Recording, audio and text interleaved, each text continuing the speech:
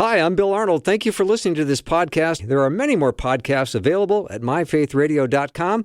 Your support makes this possible. Thank you. Of all the people that listen to my show, I have to say you are pretty much my favorite. Let's get started. Oh, don't you know, it's the Bill Arnold Show. It's Bill.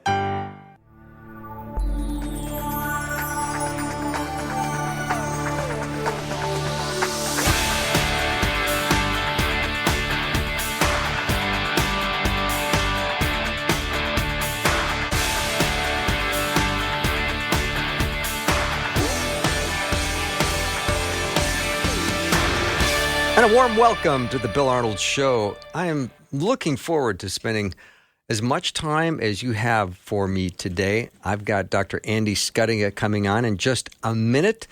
And then in hour two, Mark Vrogop is joining the show. It is going to be a wonderful couple of hours. So if you do miss any of today's show, I'm going to recommend in advance you just go to the website and check out the podcast because it's going to be great content. I'm actually very excited to have Andy back on the show. He moved to Houston, Texas a while ago. But we're going to talk today about validation. You know, in Romans 12, verse 15, it says, "Rejoice with those who rejoice and mourn with those who mourn."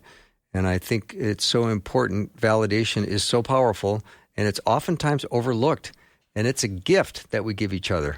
And it doesn't mean that we're agreeing with everything, but it just means that I'm hearing you. I'm seeing you. Your thoughts and your feelings are important to me, and it's a big deal that I understand your perspective.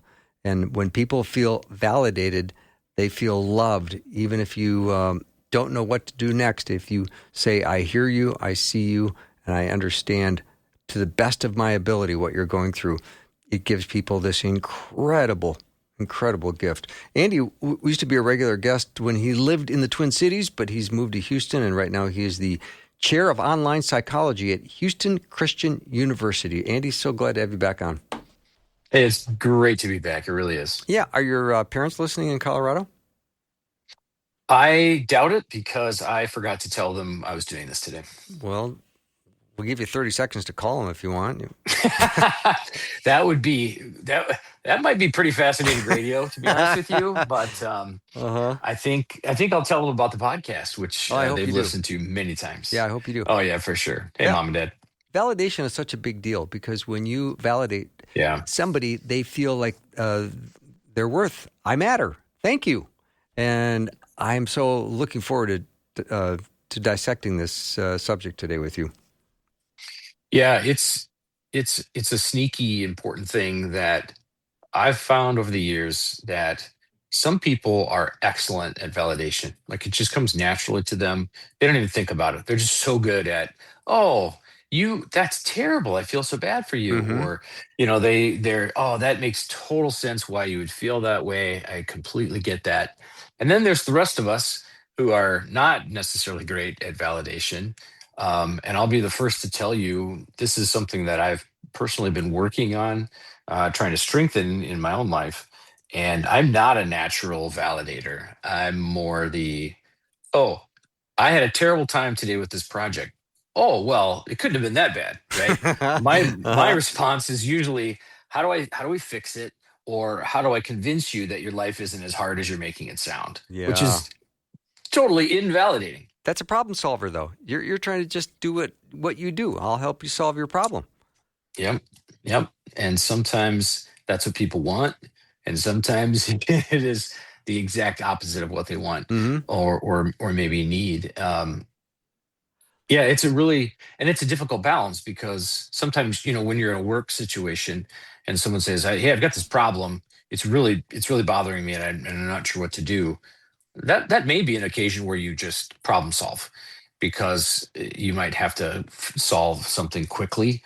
You might have to resolve an issue between a couple of people quickly, and you don't really have time to deal with feelings because it may not warrant that. Mm-hmm. But when you're in a personal situation, a relationship situation, most of the time people don't really want you to immediately solve the problem. They want to be heard and validated for how they feel and what they're thinking. Andy, let's talk about what validation is and maybe what it isn't. Because I know when you feel when you get validation, it does bring with it a certain level of emotional safety where you go, oh, thank you. You get it. You get me. Yes. And you can't solve their problem, but they feel understood to some degree. And Yeah. you feel like you matter. So that's a big deal. It is. I mean, just that response alone, a lot of research has clearly shown that validation helps. It helps regulate emotions. It helps decrease arousal. It helps decrease stress because when we're amped up, we need something to help us kind of parachute down with that parasympathetic nervous system, Mm-hmm. the part of us that says, "Whoa, it's okay. We're gonna calm down." But sometimes we need help with that, and a validating statement allows it literally allows your brain a brief moment to say, "Okay, I'm not alone here, and what I'm feeling isn't crazy." I think that's a big one for a lot of people. They have a feeling, they have a strong emotion or a strong response to something, whether it's anger or fear or even super excitement. I mean, it could be anything. And when someone says, "I understand you," and I recognize that, and it's not weird, crazy, or maddening, that immediately makes you feel, "Oh, okay. I'm not I'm not crazy," or I have the right to feel this way, or Mm-hmm. I'm not wrong to feel this way. Now, validation is not necessarily agreement. I mean, validation isn't, "Yeah, you totally should feel that way." Um, Mm-hmm. because, someone, maybe they could be wrong. They could be incorrect. There could be a misunderstanding, but you can deal with that later as long as you upfront make it okay for a person to have those feelings in the first place. And I think that's really the key, is not necessarily saying, "Yeah, you should absolutely feel that way," or "You're right and I'm wrong," or "You're right and she's wrong or he's wrong." It's a lot more powerful to be able to say, "I see your feelings and I understand why you feel that way," or "I hear you and that completely makes sense why you would feel that way."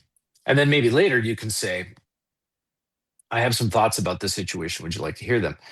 And then that opens up the door to have maybe a deeper conversation about what's going on or what happened or what's happening in the relationship that's might require some significant attention. Mm-hmm. Andy, I've got this theory. I'll run it by you. And I know that Mhm. you are a psychology professor, so I think you've done some counseling work as well, correct? Mhm. But Correct. primarily a professor. So when somebody feels like nobody understands me, nobody gets me, why am I so frustrated? I can't figure this out. And then they go and see a counselor, and the counselor sits and listens without interrupting them. And then when they're done, the counselor acknowledges their emotions and says, "I understand." And they go, "Finally, somebody gets me." Right? Yeah. Yeah, isn't that the truth? And it doesn't take that much. It really doesn't. That's why, honestly, I think that's why sometimes therapy is so helpful for people, because when you're a couple or friends or coworkers, teammates, whatever, when you have a personal relationships that's based on your everyday or regular interactions, and there's in particular conflict between the two of you, um, one half of the conflict may not really appreciate hearing your feelings or Mm-hmm. may completely disagree, and that complicates things, right? My response to someone might be, "Well, you shouldn't feel that way because I didn't mean it that way." Well, that's a terrible way to validate feelings. I That's agree. that's completely invalidating. Like, "Hey, I don't really care how you feel because you misunderstood the situation." And in all honesty, Bill, that may be true. They maybe did misunderstand the situation, but that's irrelevant because the person's feeling a certain way, and we have to recognize what that is. A therapist can just sit there and can be completely objective or maybe completely subjective and still have the ability to say, "Yeah, that's tough," or "I understand why you feel that way." In their head, they might be thinking, "Man, you have got this all wrong." But in person, it's really easy for Mm-hmm. them to just simply sit back and listen and take it and say, "Yeah, I can see why you feel that way," because there doesn't have to be a judgment there.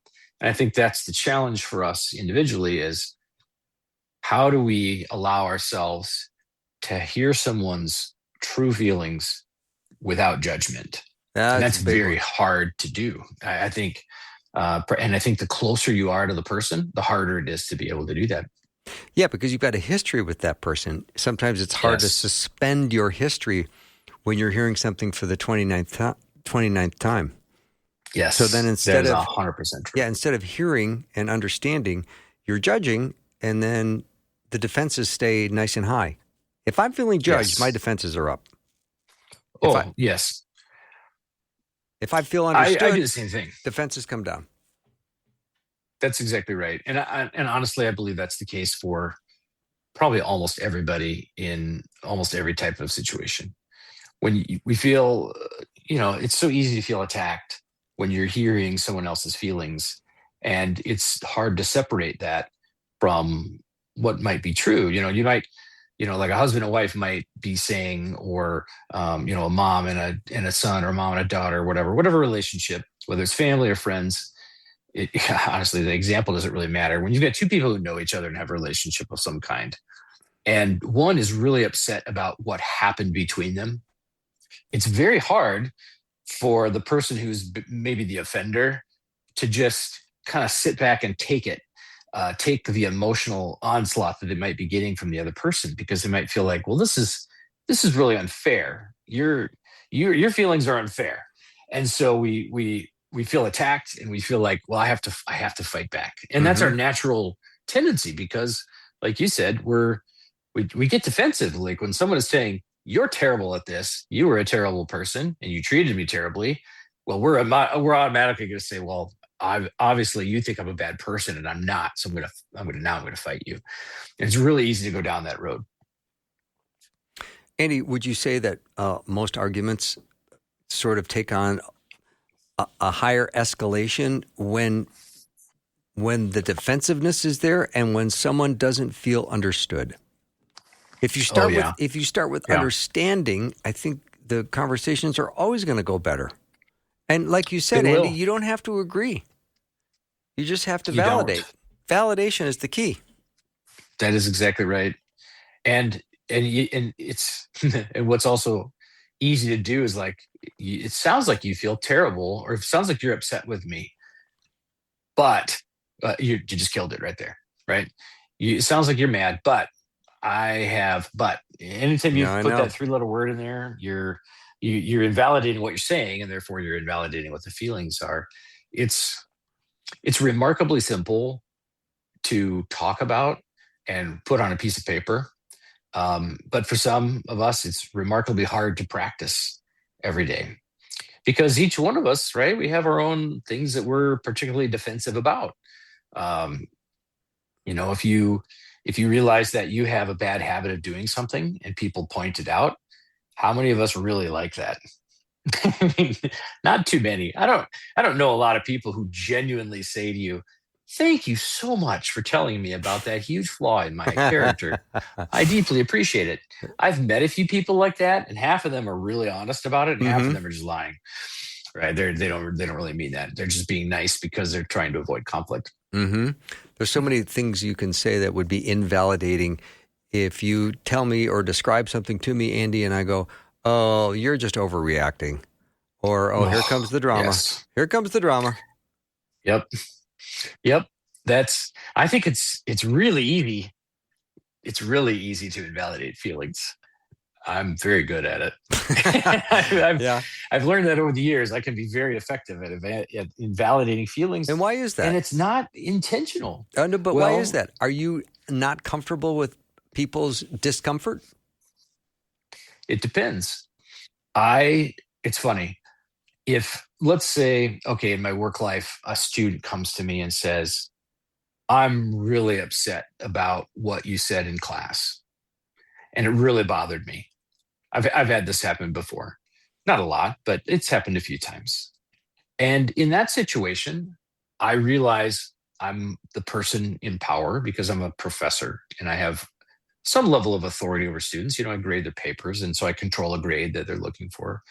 And I have expertise, all the things that kind of not separate us, but, in that situation, there's a power dynamic, right? And so when you have a power dynamic, I find it personally easier to accept criticism or frustration from a student like that, because I have to kind of care for them in terms of, well, I have to be the adult, right? I have to be, I have to be on top of this situation. And so it's easier to say, oh, I can see why you feel that way. Sure. Let's talk about it some more. Why don't you tell me what you're really feeling here? Why don't you tell me what I said that made you upset? And then we can have a conversation about that. But when you're two people on a personal level, that takes on a very different dynamic. And for myself, I feel like here's a hole in my game, right? In my personal game, I feel like I have to defend myself because I believe I might be right. And I think I'm not the only person who does that. I think a lot of people immediately feel like, well, you're wrong and I'm right. And that's not what validation is about. It's not about right or wrong. It's about recognizing and accepting that someone else is upset or hurt or angry or sad, and dealing with it that way. A great example that was given to me. I did not come up with this myself. This is actually my wife's example. She's like, when you validate someone, you may have, here's an example. You might be riding your bikes together and you accidentally cut in front of your friend or whatever, and they crash their bike. They fall off their bike, they skin their knees, they're bleeding, not a serious injury, but enough of an injury that you're like, oh, geez, that was terrible. The one thing you're going to do in that situation is not say, hey, I didn't mean to do that. That wasn't my fault. You should have hit your brakes. Like, what were you doing? Most of us, 95% of us, are going to go immediately deal with the hurt, right? We're going to stop the bleeding. We're going to pick up the bike. We're going to help the person up and say, are you okay? I am so sorry that I did that, but let's deal with this first. And you might be thinking in your head, that really wasn't my fault. Who cares? Doesn't matter. Nope, doesn't matter. The person's hurt, and you have to deal with it. All right. And that's what you do first. Yeah. We're going to take a break, come back, more with Dr. Andy Schuttinga. If you have a question or comment, as we're talking about validation today and how important validation is. And just a reminder, once again, validation is not the same as approval. But when you hear someone's fear and or someone's disappointment, and you just live with them in the moment and give them that understanding and that validation, it helps tremendously. But if you have a question or comment, the text line is open, 877-933-2484. Andy and I will be back in 90 seconds.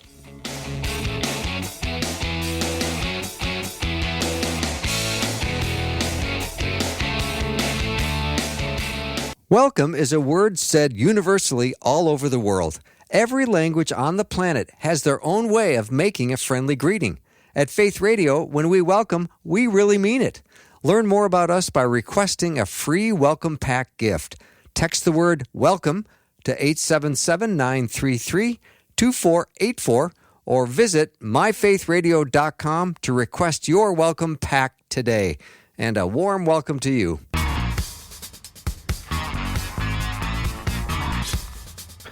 I'm back with Dr. Andy Schuttinga. We're talking about validation today, so thank you for joining the program. I want to validate you for tuning in. So, Andy, in James chapter 1, verse 19, it encourages believers to be quick to listen, slow to speak, and slow to become angry. So I'm pretty convinced listening is a pretty important piece of the validation.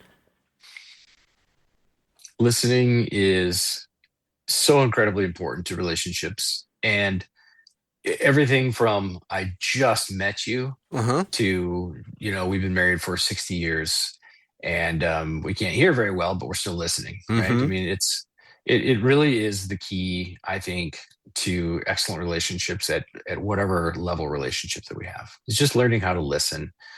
And the key to that is, of course, not thinking ahead of what you're going to say next. It's just listening and processing what the other person is saying. I think that's what the Bible verse is talking about, being quick to listen and slow to speak. We don't, in our fast-paced world with, we have smartphones and Zoom and Teams and all these different things that we can use to connect so quickly.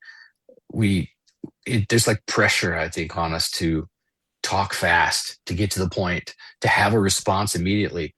when really good conversations are the ones that are slow and thoughtful and deeper, because you have the time to listen, to process, and then formulate a response. One of the things I try to do on this show is I say to myself, has my guest completed their thought? Have they come to Yeah. a conclusion Yeah. with their thought? Because it's really easy to interrupt because stuff comes into your head and you go, ooh, I'll jump in right now in the conversation. But if you can listen without planning your response, I think you're going to have an advantage when it comes to hearing, understanding, and validating. Your thoughts? I think that's exactly right. Um, when you were talking, I immediately had this memory of getting a report card as a kid. And it said something along the lines of, Andy is a blurter. He needs to learn how to not talk so much and be slower to speak. And of course, my parents pulled out the Bible and went right to James and, the good teaching. Thanks, mom and dad, for that. And it took years to figure that out, right? It like years. I didn't learn that in third grade. I learned that probably when I was in my 30s, to just stop talking and be quieter and listen carefully and let the other person continue. I've become a much better conversationalist over the last 20 years because I taught myself, like you just said, not to be a radio host all the time, but to kind of be that way, to kind of look at conversations as almost you're interviewing somebody for an interesting paper you're going to write about them. So you let them, if you want to know something about someone, you ask them a good question and then you'll give them time to answer it, right? Instead of thinking of the next one. I hate conversations where they rapid fire question you and you're barely done with one answer and they're peppering you with another question. I don't think that's listening. That's fact gathering, which is a totally different story. Right. Andy, would you say your tendency is to ask curious questions or to start making assumptions? Ooh, that I do both. Okay. But I think that's partly because of the nature of my background is when I meet somebody, I immediately start probably paying attention to and noticing things that maybe a lot of other people wouldn't, because I'm looking for clues and cues into what this person is that I'm talking to.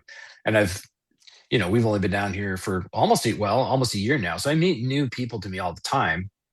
And I find myself doing that right away. I'm observing and listening for things and watching them as much as I am asking questions. And so I do naturally make some assumptions about people.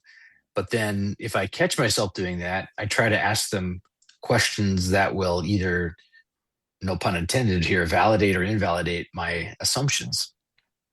And I think when we're able to do that, it allows us to get to know a person more quickly and at a deeper level than if we're only relying on assumptions than we see. So like if you meet someone at church, you see them across a couple of aisles, there's that time in church, meet and greet your neighbors, and you go around. And if someone approaches us, I have to be careful not to do that, not to just make assumptions based on how they're dressed or how they're walking or how old they are or young they are, whatever, but just kind of let it kind of unfold and then be able to ask curious questions.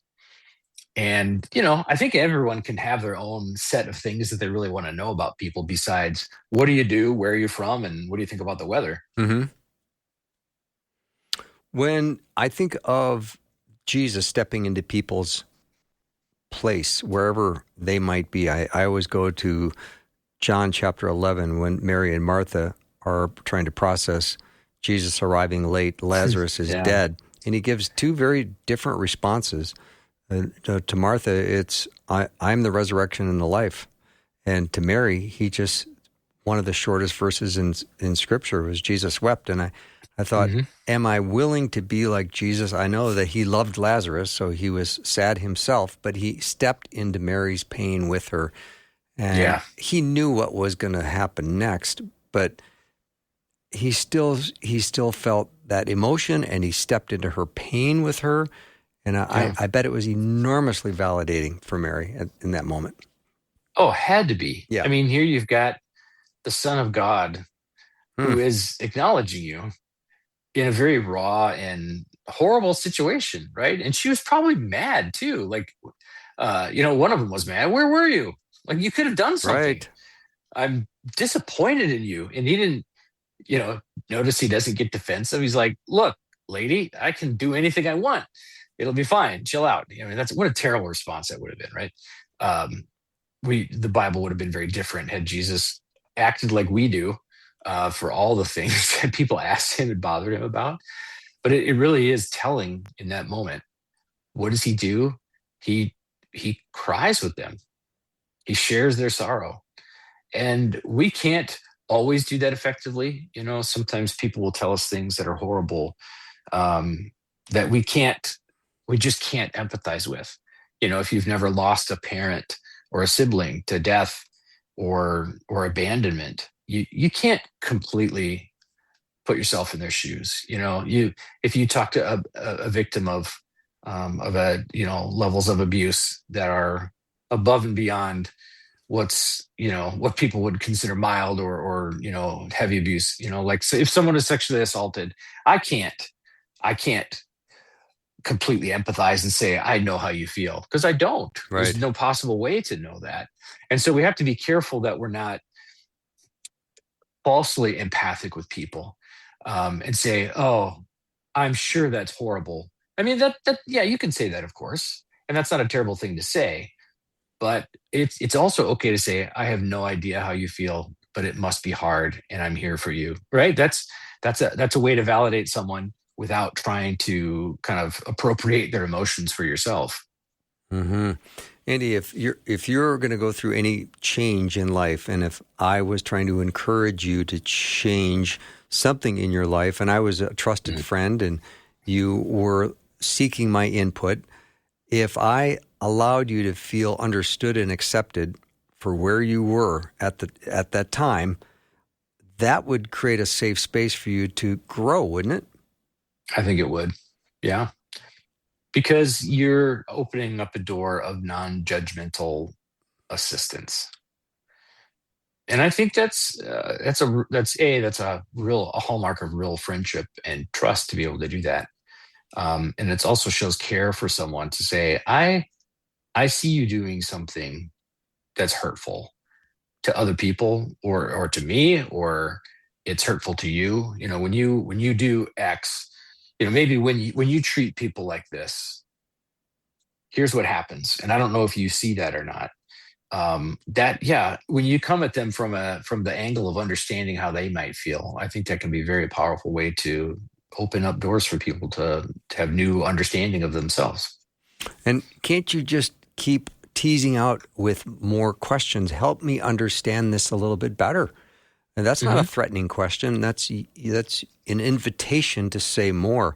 And sometimes the more someone can say, the more perspective they get. And they will then, I believe, say, thank you for listening. Do you have a perspective that you'd like to share on this situation?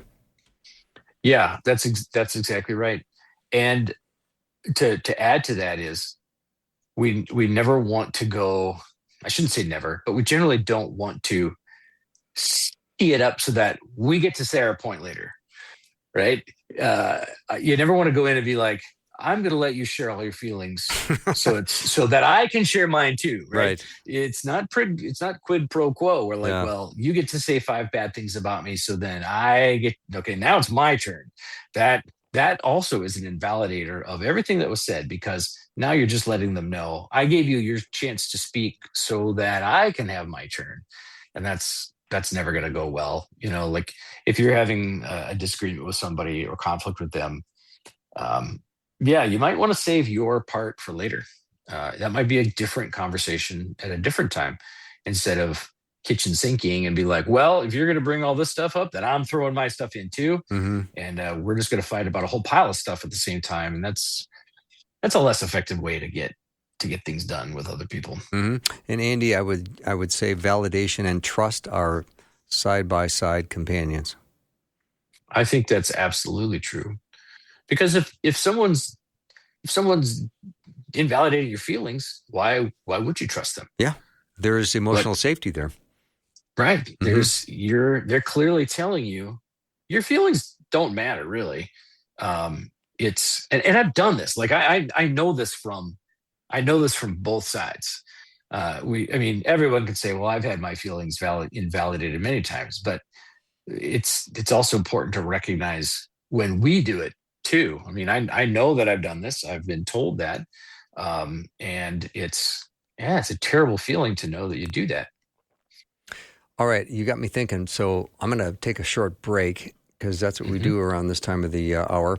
And then when I come back, I got a bunch of stuff because I'm going to take this validation and apply it in everyday life with lots of people who are difficult, especially people who have found themselves drifting into sin or drifting into disobedience or drifting away from God. So if you have a question or comment, the text line is open for you. Please send your thoughts over to 877-933-2484. We'll be right back with Dr. Andy Schuttinga.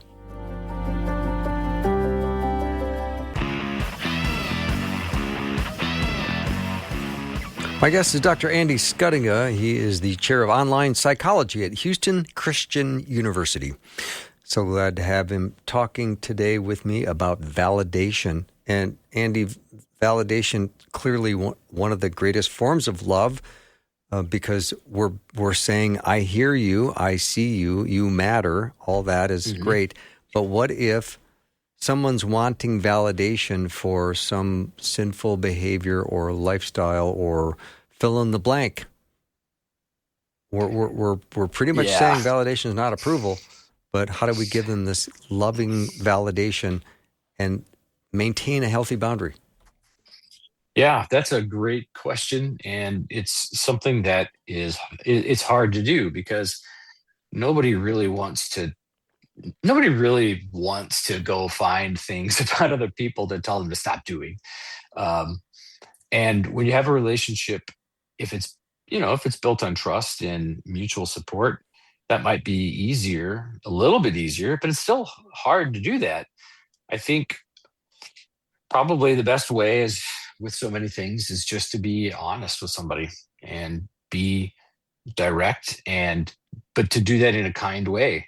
And, it could be something like, hey, I see that you've been doing X a lot more lately. Maybe they're drinking more, or maybe they've started using a substance of some kind, or we'll just stick with that example. Maybe you notice a friend has been drinking a lot more and it's maybe becoming problematic. Maybe you pull them aside and say, hey, I've noticed this. Tell me more about that. What's going on? Is everything good? Do you feel like you're self-medicating? Do you feel like you're just needing to do this more? Like what's the cause for that? And you can approach that without being judgmental. And they might be like, well, what do you care? I'm like, well, I just noticed, and I just wanted to talk to you about it and see if you're okay. And if they say, you know what, I'm fine, I don't need your help. Okay, then maybe that's all you say for now. But clearly it's an issue. And you don't want to be immediately like, oh, I understand why you're frustrated with me because I'm asking. That's going to turn them off right away too. So we have to be careful with kind of over validating too. But you definitely don't want to be just saying, oh, I think that's great that you're doing these things that are really harmful to yourself. We definitely don't want to be doing that. Andy, I'm thinking the validation thing probably goes back as early as childhood, where you either thought to yourself, I'm going to try to express myself and someone will understand, or I'm going to try to express myself and I'm going to be criticized or dismissed or told or corrected and told I was wrong. It seems that we're living in maybe one of those two camps. I think that's true for many, many people, especially those who were undervalidated as kids. I think my professional opinion is that it's harder for people who are undervalidated when they grow up than people who were overvalidated when they grew up. Because if you grew up and nobody was telling you that you were good at something or good at anything, Nobody told you positive things about you, how you're developing and changing. You're constantly going to be striving for that as an adult, or as particularly as a teenager. I think teenagers are especially vulnerable to those types of things when they're trying to discover who they are and what they're good at, what their strengths are. If no one's telling them that, I mean, there's danger there in looking for validation in the wrong places. Like, hey, you're just like us. You're a drug user, right? Or you're just like us. You're a gangbanger. You're just like us. You're gonna sit in the back of class and screw around and not pay attention. And that's where kids find validation in those situations. Or maybe at work, maybe you're working with someone who's the same person. They're sitting in the back, messing around or causing problems because no one told them, you know what, if you would just pay attention and do your best, you'd be amazing at this job. But they're too busy looking for validations from people, through their laughter or through their, looks or nods or whatever.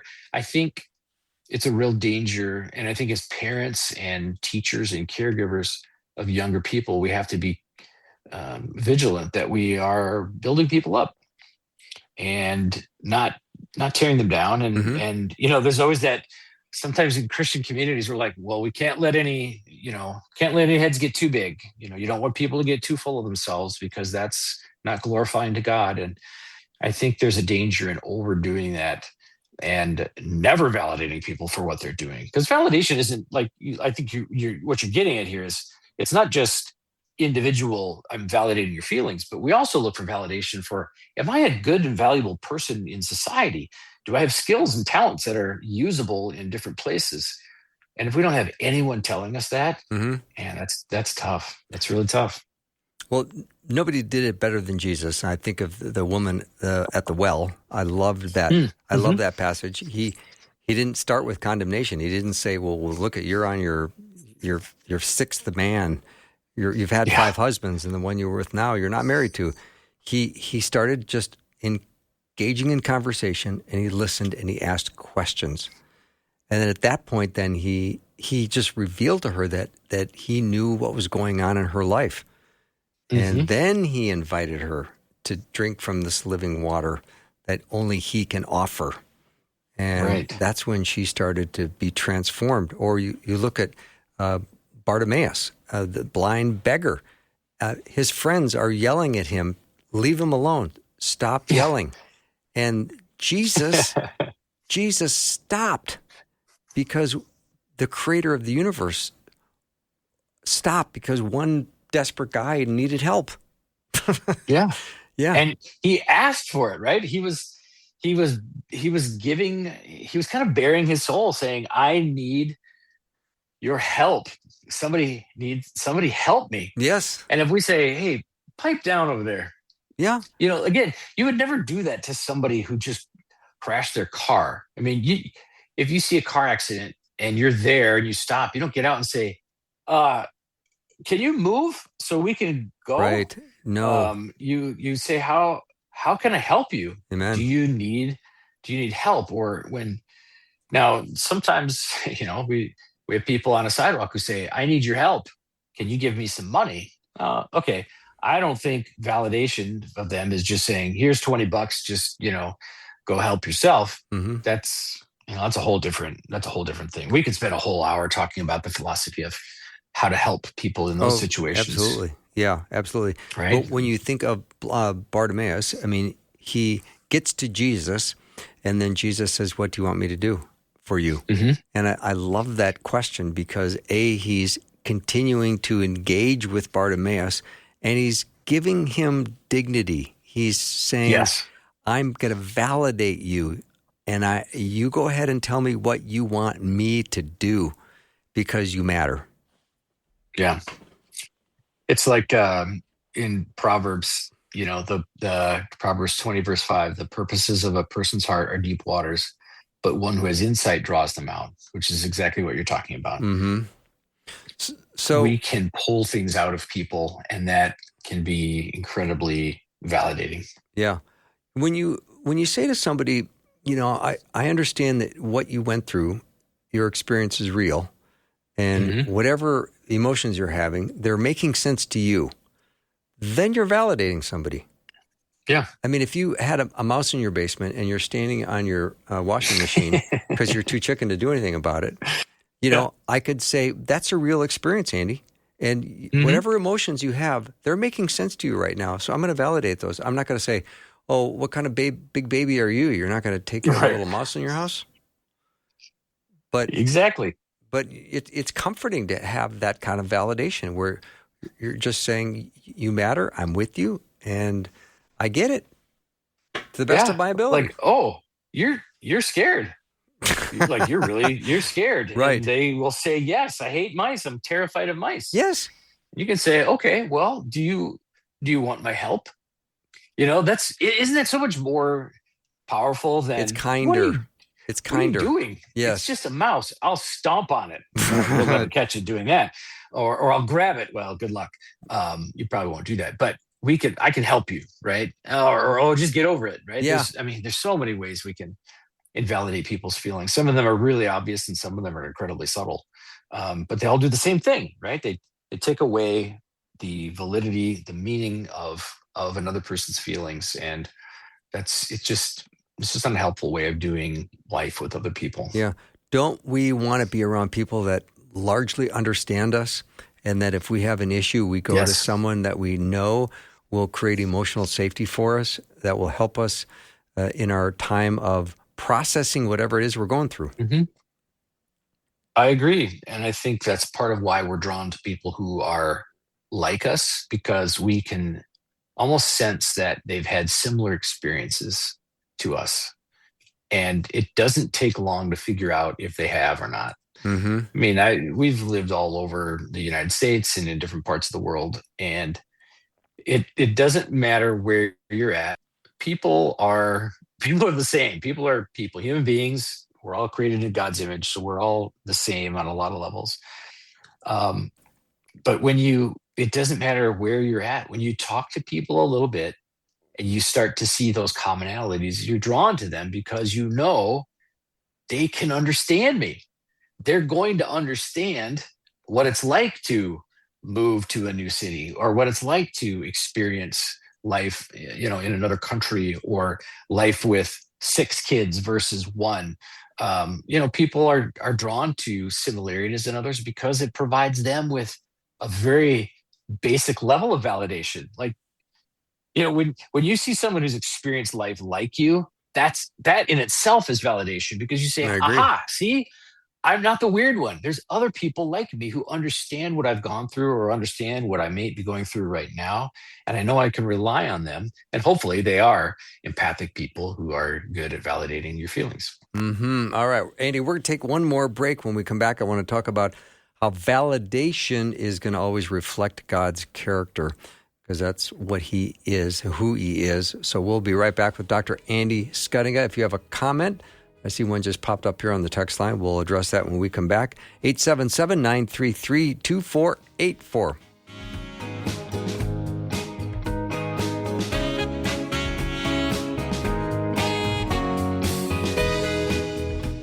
We carry each other's burdens. Please know you can bring us your prayer concerns and we will pray.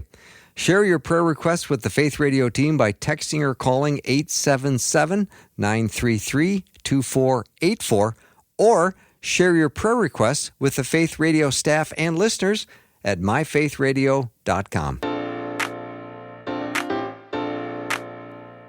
We're talking about validation today with Dr. Andy Schuttinga, and I think of God's character. He didn't yell instructions down from heaven. He came personally, and he listened, and he wept, like we talked about in John 11:35, and he suffered, and he came into our world because he was going to validate the plan of salvation. And he was going to say, "This, I am the way, the truth, and the life. No one comes to the Father but by me." So when I think of this passage, Andy, out of Psalm 139, it says, "O Lord, you have searched me and know me. You know when I sit down and when I rise up. You understand my thought from afar. You scrutinize my plan and my lying down, and are intimately acquainted with all my ways." That sounds pretty validating to me. Oh, it's the ultimate validation, right? I thought so too. I know you. inside and out. Yeah. I know all your thoughts and I know all your feelings, and it's truly amazing that we have a God that does that and still loves us. Right? Mm-hmm. It's the beauty of the gospel is we're all terrible sinners, Yep. and God knows it, and He knows all the sinful thoughts that we have that we never say out loud. I mean, can you imagine if we had like thought bubbles, like cartoon panels, what the world would be like? It would not be good. No, it wouldn't be. So here's a question that came in on the text line. What do you do when you've been quick to listen, acknowledging someone's feelings, but they still attack and seek to create division, even though you try your best to resolve it? Yeah, that's not tough. easy. Yeah. No, it's not. And I don't think we're called to just continually validate and never have anything to say about a situation. We can't just keep taking a beating. I know Jesus says turn the other cheek, but I don't think that just means getting slapped back and forth over and over again either. I think in those situations, it's probably good at some point to let the person talk and vent, and then maybe in the moment, maybe it is okay to say, "Hey, look, I appreciate you sharing your feelings with me, and I'm glad I know how you feel. Is there room for me to have to share some of my thoughts with you?" I think that's okay. It's still invitational. You're saying, "Is this okay with you?" You're invited them to have a conversation rather than a monologue that goes one way. And if they're like, "No, I'm not interested in hearing what you have to say or how you feel at all," that's a signal that this is a relationship that has a problem, Mm-hmm. and might need some deeper levels of help. Mhm. Because that's not what a good friend does. That's not what a good family member does. Is just continually attack. There has to be some level of give and take in response there. Andy, we all want to be fully known in this life by someone. That would be nice. I think that's kind of a person's heart, that somebody fully knows them. God fully knows us, but then we're created in His image, so there's that certain desire to be fully known. But then there's also that little tiny fear that is in the back of your head that says, but if people really knew me, I'm not sure they would love me. So that could be another way to feel disconnected. Absolutely. I think that's true for a lot of people. They will hold others at a certain length away from them because of that fear. If they really truly know me, no one would be my friend. And I think on one level, we could all say that about ourselves. We're all broken, sinful people. And I don't want everybody to know all my thoughts and feelings. Mm-hmm. And there's a reason I don't share all my thoughts and feelings, because I maybe recognize that if I shared all my thoughts and feelings, I would make a lot of people upset. Or I would come across as being selfish. And then sometimes we have to look at those feelings of our own and say, well, wait a minute, should I really be feeling these things? Right. And that's a topic for a whole nother show about the things that we talk to ourselves about, we tell ourselves, the things that we feel we're deserving of, which may not be true. Mm-hmm. Well, God certainly knows every moment of our lives. He knows what motivates us. He knows our fears. He understands and knows our desires, and he gets us when we're confused, when we're in despair.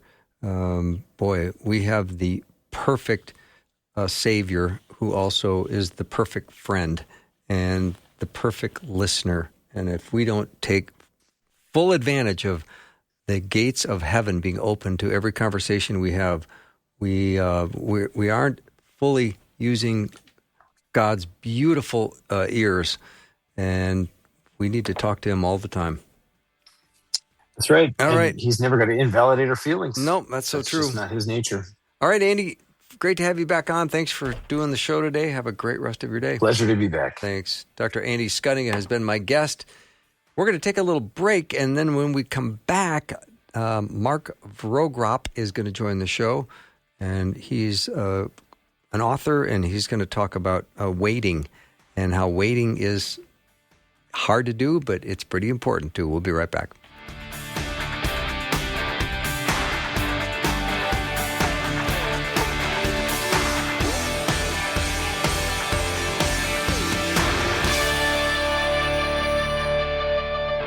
Thanks for listening. Programming like this is made available through your support. Information available at myfaithradio.com.